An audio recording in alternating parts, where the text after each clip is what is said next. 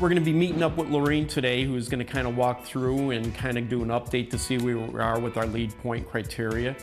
Some of the issues that we had were about venting the exterior wall with the brickwork cavities, so those are things I'm sure Laureen's going to be looking for today as she walks through the exterior, and things that we want to address, make sure that those things were properly installed per the LEED requirements. So those are some of the things that we're going to look for and address today.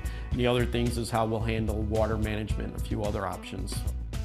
So we pretty much got our exterior set. So you're going to kind of take a look and go through and see how we're doing? Definitely. I wanted to take a good look at all the durability issues and just talk a little bit about the brick, because I know you guys are planning on giving me the documentation about Yes. how far away it the is. Product manufacturer and everything, yeah. the components that went into it. Okay. So, yep, we have all the documentation on Excellent. that, and we'll get that submitted.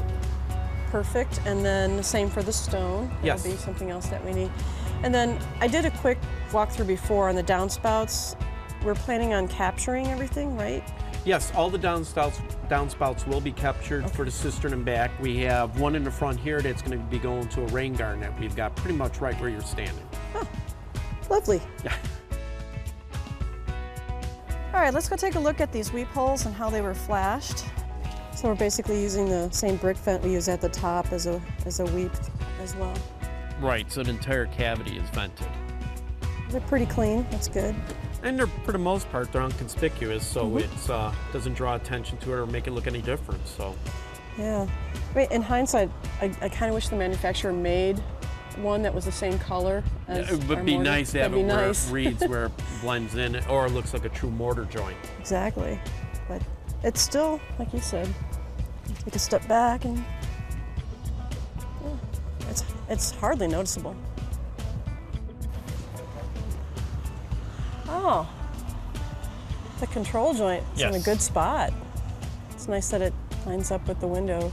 I don't think many people understand that even though brick looks like it's solid, it still expands and contracts. Right, it's something that's very important to have incorporated in, so you don't really want to go over 30 or 40 feet in length without having one incorporated.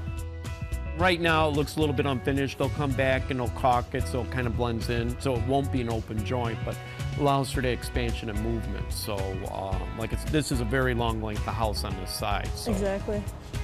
we should be good to go. Should be a good solid house. Lasts a long time. Well, I guess at this point, as far as the roof and the windows and the brick are concerned, I just need to get the documentation that just shows where it was manufactured and where the raw materials came from. And Right, those are all things that we can provide for you, and we'd be glad to inundate you with all the paperwork. don't I know it? Visit the Built to Last website to learn about these topics and more.